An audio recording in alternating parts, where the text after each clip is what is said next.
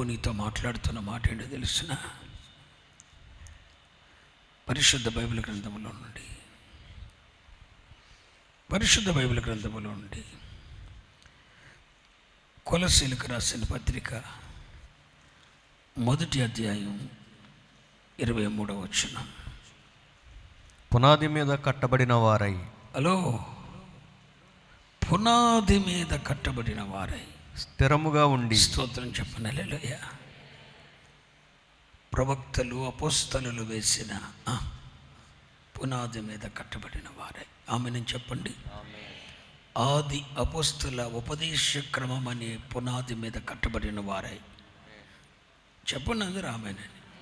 అపోస్తలులు ప్రవక్తలు వేసిన పునాది మీద కట్టబడిన వారై, అపోస్తలులు ప్రవక్తలు వేసిన పునాది మీద కట్టబడిన వారై, ఆది అపోస్తల ఉపదేశ క్రమం అనే పునాది మీద కట్టబడిన వారై, క్రీస్తు అనే పునాది మీద కట్టబడిన వారై స్థిరంగా ఉండండి. చాలు. స్థిరంగా ఉండి కింద మాట అదే వచనంలో రాస్తాడు. మీరు విన్నట్టు ఆకాశం క్రింద ఉన్న సమస్త సృష్టికి మీకు ప్రకటింపబడినట్టు, మీరు విన్నట్టు మీకు ప్రకటించబడినట్టు, ఈ సువార్త వలన కలుగు నిరీక్షణ నుండి తొలగిపోక నిలిచి ఉండిన ఎడల. ఇప్పుడు ఇలా చదువుకుందాం. పునాది మీద కట్టబడిన వారై విశ్వాసమందు స్థిరముగా నిలిచి. ఎక్కడ? విశ్వాసమందు స్థిరముగా నిలవండి. ఈ నూతన సంవత్సరంలో సంపూర్ణ రాత్రి ఆరాధనకు వచ్చిన ప్రియ సోదరుడా, నీ కొరకు దేవుడు ఎన్నో అద్భుతాలు చేసినా నువ్వు స్థిరంగా లేవు, స్థిరముగా ఉండలేదు. ఇది నీకు తెలుసు. నీ విశ్వాసమును కాపాడుకున్నట్లు నువ్వు స్థిరంగా లేవు. దేవునితో సత్సంబంధాన్ని కాపాడుకోవడంలో నువ్వు స్థిరంగా లేవు. నువ్వు దేవునికి ఇచ్చిన మాట నిలబెట్టుకోవడంలో స్థిరంగా లేవు. అయినా ఒక గుంపు మందస్సము మోయు నిబంధన మందస్సమును మోయు యాజకులు నీ కొరకు స్థిరంగా నిలిచారు కనుక నువ్వు యోర్దాను దాటిపోయావు. ప్రభు అంటున్నాడు, యోర్దాను దాటిపోయావు. మీరేమిన్నారో మీరు విన్నట్టు మీకు ప్రకటింపబడినట్టు. ఈ మాట అందరానండి. మీరు విన్నట్టు మీకు ఇన్ని సంవత్సరాలుగా మీరు ఏది విన్నారో, ఇన్ని సంవత్సరాలుగా మీకు ఏది ప్రకటించబడిందో, ఆ ఆది అపోస్తల పునాది మీద, ఆ ఆది అపోస్తల బోధ అనే పునాది మీద, అపోస్తలులు ప్రవక్తలు వేసిన పునాది మీద, అపోస్తల బోధ అనే పునాది మీద, క్రీస్తు అనే బండ మీద మీ జీవితములను కట్టుకున్న వారై విశ్వాసమందు స్థిరంగా నిలవండి. ప్రభు త్వరగా రాబోతున్నాడు.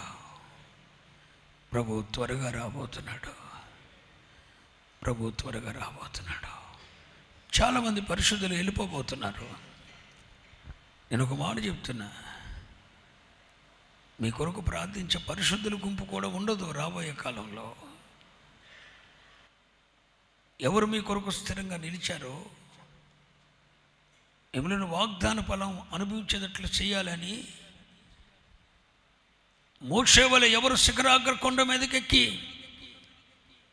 నీ కొరకు చేతులెత్తారో, మోషే వంటి చేతులెత్తే దైవజనులు, నీ విజయము కొరకు చేతులెత్తే దైవజనులు, మోషే లాంటి దైవజనులు, నీవు యోర్దాను దాటాలని నువ్వు శ్రమల ప్రవాహాన్ని తట్టుకొని అవతలికి ఆరిన నేలన శ్రమల ప్రవాహంలో నీ కాలుకు బురదంటకుండా, అగ్ని కాల్చబడకుండా, జలములు నిన్ను ముంచకుండా నువ్వు జలములలో పడి వెళ్ళినా అవి నీ మీదకి పొర్లి పారవు. అగ్ని మధ్య నిలిచిన నువ్వు కాలిపోవు. ఎందుకో తెలుసా? నువ్వు ఆరణ్యాల్లో వెళ్ళిపోతావు. నువ్వు ఆరణ్యాలు వెళ్ళగల కారణం ఏంటి తెలుసా? అదిగో యోర్దాను మధ్యన కొంతమంది నిలబడిపోయారు. వాళ్ళు గనక పక్క తప్పుకుంటే యోర్దాను నిన్ను ముంచేసేదే. నీ భార్యకు నీకు వచ్చిన సమస్య నిన్ను ముంచేసేది. నీ బిడ్డలకి నీకు వచ్చిన సమస్య నీ కొంపను కొల్లేరు చేసేది. ఆత్మహత్య చేసుకొని చనిపోయేటట్టు చేసేది, నీ జీవితంలో వచ్చిన ప్రతికూలతలు, అనారోగ్యాలే నిన్ను అడలెత్తిపోయేటట్టు చేసేది. నీ అరికాలకు కూడా బురద అంటకుండా అసలు నువ్వు శ్రమల్లో వెళ్ళావు. నీకు శ్రమలు వచ్చిన మాట వాస్తవమే, కష్టాలు వచ్చిన మాట వాస్తవమే, కానీ నీ కాలుకు బురద కూడా అంటలేదు. అసలు నీ జీవితంలో వచ్చినాయి అన్న సంగతి కూడా నీకు తెలియదు. కానీ 6 నెలలు నడిచిపోయావు నువ్వు. జలముల్లో పడి వెళ్ళిన మాట వాస్తవమే, అవి నిన్ను ముంచలేదు. అగ్ని మధ్య నడిచావు, కాలలేదు.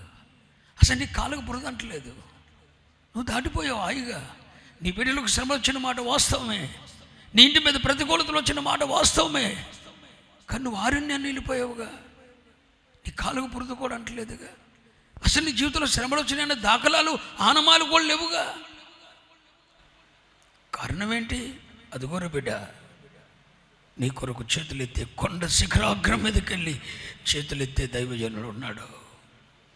అదిగో మందసాన్ని మోస్తూనే, భారాన్ని భరిస్తూనే, భుజాల మీద పుండ్లు పడిపోయి నిబంధన మందసాన్ని మోస్తూనే, గుండె లోతుల్లో శ్రమలను అనుభవిస్తూనే, ప్రతికూలతల గుండా వెళ్తూనే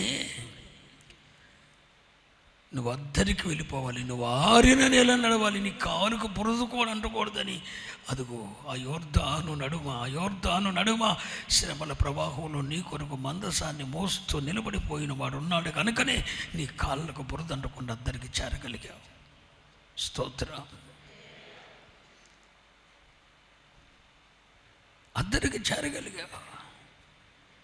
ప్రభు రాకడకు ముందు నీతిమంతులు కొనుపోబడతారు. ఒకవేళ ప్రభు రాకడ ఆలస్యం అవుతుంటే కనుక నీతిమంతులు ఒక్కొక్కరు వెళ్ళిపోతారు. నువ్వు యోర్దాను దాటక మునిపే మోషే వెళ్ళిపోతాడు. నిన్ను యోర్దాను దాటించిన తర్వాత యెహోషువ పక్క తప్పుకుంటాడు. పరిశుద్ధులు కొనిపోతారు. మీ కొరకు ప్రార్థించేవారు కూడా ఉండరు.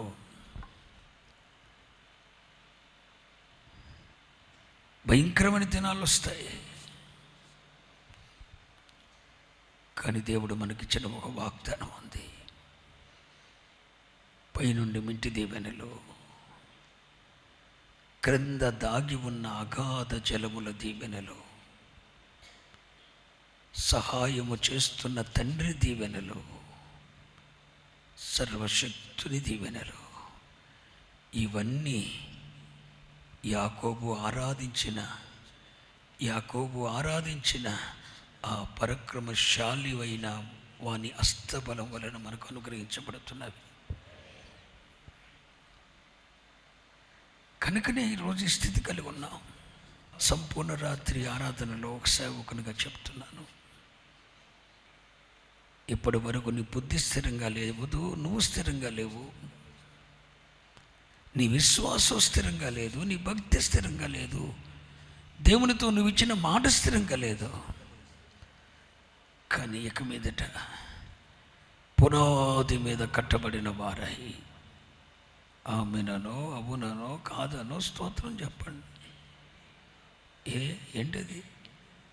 ఆది అపోస్తుల ఉపదేశ క్రమం అనే పునాది మీద కట్టబడిన వారై, ఇన్ని సంవత్సరాలుగా మీరు ఏదిన్నారో, దేది మీకు ప్రకటించబడిందో ఆ విశ్వాసములో మీరు స్థిరముగా నిలిచి ప్రభు రాకడని ఎదుర్కొనమని ప్రభు పేట మనవి చేస్తున్నాను. రాబోయే కాలంలో శ్రమల ప్రవాహాల్లో నిలిచేవారు ఉండరు. నీ కష్టాన్ని ఇంకొకడు భుజం మీద వేసుకోడు. అలాంటి త్యాగశీలులైన దైవ సేవకులు రారు. భ్రష్టత్వం వచ్చేస్తుంది. భ్రష్టత్వం. క్రైస్తవ్యం ఒక వ్యాపారంగా ఇప్పటికే మార్చబడింది. ఇక ముందు భ్రష్టత్వం మరింత ఎక్కువైపోతుంది. ఇది ఒక వ్యాపార కేంద్రాలుగా మార్చబడతవే తప్ప దేవునితో సన్నిహిత బాంధవ్యాన్ని కలుగు చేసేవిగా ఉండవు. మీకు ప్రకటించబడిన సువార్త ఏదో మీరు విన్నట్టి మీకు ప్రకటించబడినట్టి ఆ ఉపదేశ క్రమములో విశ్వాసములో మీరు స్థిరంగా నిలబడండి.